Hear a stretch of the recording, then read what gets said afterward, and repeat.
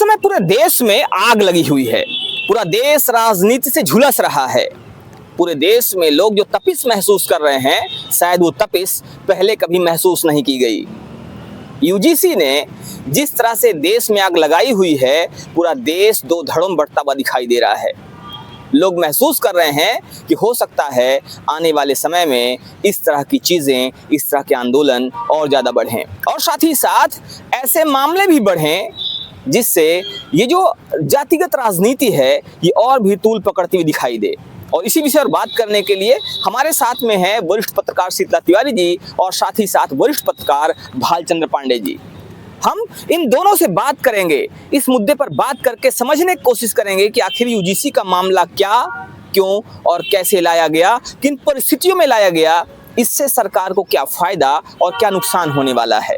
क्या वास्तव में यूजीसी का मुद्दा जरूरी था, यूजीसी का कानून जरूरी था, या महज वोट बैंक को साधने के लिए ऐसे कानून बनाए गए। एप्स्टीन फाइल का नाम भी इस समय काफी चर्चा में है। कुछ लोगों का मानना यह भी है कि एप्स्टीन फाइल का भी यहाँ पर कुछ ना कुछ रोल हो सकता है। तो क्या वास्तव में एप्स्टीन फाइल जैसी ये जो चीजें हैं ये इन कानूनों के लिए जिम्मेदार हैं या इसके पीछे कोई और बड़ी वजह है? इन सब मुद्दों पर हम बात करते हैं। तिवारी जी, लगातार यूजीसी का मामला तूल पकड़ रहा है। लगातार देखा जा रहा है कि यूजीसी की वजह से चारों तरफ हाहाकार मचा हुआ है, पूरा देश दो धड़ों बटा हुआ है और लगातार सभी लोग, कोई पक्ष में है कोई विपक्ष में है, विरोध प्रदर्शन कर रहे हैं। दिल्ली यूनिवर्सिटी तक इसकी तपिश महसूस कर रही है, झुलस रही है। और जातिगत भेदभाव हालांकि पहले तो नहीं सुनाई देता था इतना, लेकिन जब से ये कानून आया है, चर्चा जब से हुई है, उसके बाद से ये जातिगत भेदभाव की बातें कुछ ज़्यादा ही जोर पकड़ने लगी हैं। क्या मानना है इस पर आपका, आप क्या कहते हैं?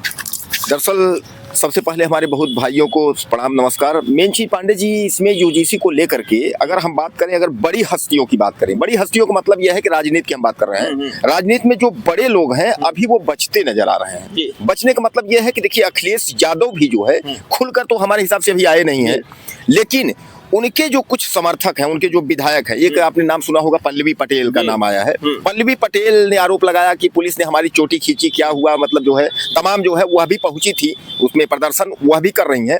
और भीम आर्मी के संस्थापक यानी चंद्रशेखर रावण तो खुल के आए हैं। उन्होंने पहले भी हाई कोर्ट, सुप्रीम कोर्ट ने जब स्टे दिया था उसके पहले ही उन्होंने कह दिया था कि अगर सरकार ने कानून वापस लिया या अगर इस तरीके के स्टे की बात अगर कुछ आएगी तो हमारे जितने भी कार्यकर्ता हैं सब सड़कों पर उतरेंगे, यानी हमें जो है समर्थन चाहिए, मतलब हमको चाहिए यूजीसी। अब वही जो है जहां एक और सरकार की मंशा जो थी पांडे जी, उसकी मंशा ये थी कि कॉलेज कैंपस में जो है समानता लाने के लिए, यानी अब इसमें सीधे सीधे यूजीसी में जो सवर्ण है कुल मिला के जो आंदोलन कर रहे हैं, तो अब सवर्ण यानी एक तो पांडे जी 1585, अब समझ में नहीं आ रहा है कि ये 1585 को मारेगा कि 85-15 को मारेगा, ये समझ में नहीं आ रहा है। गिनती एक तरफ ज्यादा है, एक तरफ कम है। तिलक तराजू वाला भी देख रहे हैं, वो भी नारा तमाम जो है लोग। अब इसमें जो है जो बड़े लोग हैं, अभी हाल कर जो है Brajesh Pathak deputy CM UP के हैं, उनसे भदोही में एक पत्रकार जो है पांडे ने चर्चा किया। हालांकि पहले किसी की हिम्मत नहीं पड़ी, भाई सीएम है यूपी के, तो पूछने की उन्होंने पूछ ही लिया कि आप जो है ब्राह्मणों के बड़े नेता हैं, मुख्यमंत्री पद पे हैं, तो यूजीसी में आपका क्या है? अब वो यूजीसी का सवाल कर रहे हैं, वो जवाब जो है एसआईआर का दे रहे हैं, बोले एसआईआर का अभी हमारी व्यवस्था चल रही है, सब जो है, और कह करके निकल लिए। यानी पांडे जी कहीं ना कहीं जो है पल्ला लोग जो झाड़ रहे हैं, और खासकर सत्ता पक्ष के लोग कुछ भी नहीं बोलना चाहते हैं। और सबसे बड़ी बात यह है कि जो हमारे ब्राह्मण विधायक हैं या ब्राह्मण ठाकुर यूजीसी मतलब सवर्ण में जो भी हैं, तो जो विधायक हैं, सांसद हैं, जो लोग भी हैं, वह इस बात से बोलने से कतरा रहे हैं। अब यह समझ में नहीं आ रहा है कि अभी आपने जो कहा ना कि एप्स्टीन फाइल्स को, तो ऐसा तो कहीं नहीं है कि इस मामले को जो है दबाने के लिए उस फाइल का मतलब तमाम लोग जोड़ रहे हैं इसको। तो कहने का तात्पर्य यह है कुल मिलाकर के कि यह 2027, आपको याद होगा 2024 में जब लोकसभा चुनाव था उसमें ब्राह्मण ठाकुर लाबी नाराज थी यूपी में। अब इस बार जो है ब्राह्मण लाबी और ठाकुर यानी सवर्ण में काफी लोग आ गए। तो पांडे जी, क्या आपको लगता है कि इसका असर जो है 2027 में जो है कुछ पड़ सकता है? 2027 की अगर बात की जाए तिवारी जी, 2027 में असर सीधा सीधा पड़ता दिखाई दे रहा है। जिस आधार पे कोई इमारत खड़ी हो और उस आधार की नींव ही हिलना शुरू हो जाए, या उस आधार की जो ईंटें हैं वो आधार से निकल जाएं। पांडे जी, एक चीज हम आपको रोकना चाहेंगे। लोग तो यह कह रहे हैं कि ब्राह्मणों के वोट से हम जीतते नहीं है। किसी ने यह भी बात कही है, बिहार के, वह बीजेपी का ही एक मंत्री है, नाम नहीं याद है, उसने जो है ये कहा था कि भैया ऐसा है कि हम पंडितों के वोट से जो है जीतते नहीं है। मैं उस नेता को बता देना चाहूंगा, वो भले ही ये कह रहे हो कि हम ब्राह्मणों को वोट से नहीं जीतते हैं, लेकिन उनको ये पता होना चाहिए मंडल और कमंडल की नीति से ही इसकी शुरुआत हुई है। और अगर वो ये मानते हैं कि ब्राह्मणों को वोट से नहीं जीतते हैं, तो ये भी जान लें कि 2027 में उनके लिए नाको चने चबाने जैसा हो जाएगा। क्योंकि जो स्थिति बनी हुई है इस समय, अगर आप ये मानते हो कि ब्राह्मण जो है वो समर्ण है, अगर आप ये मानते हो कि वो सबसे ज़्यादा बुद्धिमान है, जिसकी वजह से उसको रेस का घोड़ा माना जा रहा है और उसको रोकने के लिए तरह तरह के हथकंडे अपनाए जा रहे हैं, तो कोई ना कोई बात तो ज़रूर है जिसकी वजह से आपको इतने ज़्यादा षड्यंत्र करने पड़ रहे हैं।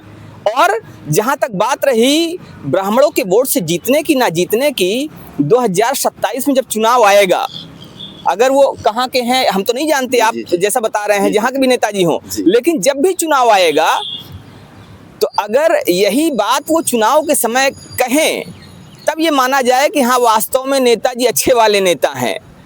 नहीं तो फिर ये तो बात वही हुई कि जैसे कहा जाता है नेतागिरी में कि अभी कुछ और बाद में कुछ और। खैर हम कुछ ज़्यादा इस पे बात नहीं करना चाहेंगे, कहना नहीं चाहेंगे, लेकिन आने वाले समय में जो मुश्किलें हैं बढ़ती हुई दिखाई दे रही हैं, और हो सकता है कि 2027 की राह उत्तर प्रदेश में आसान नहीं होगी।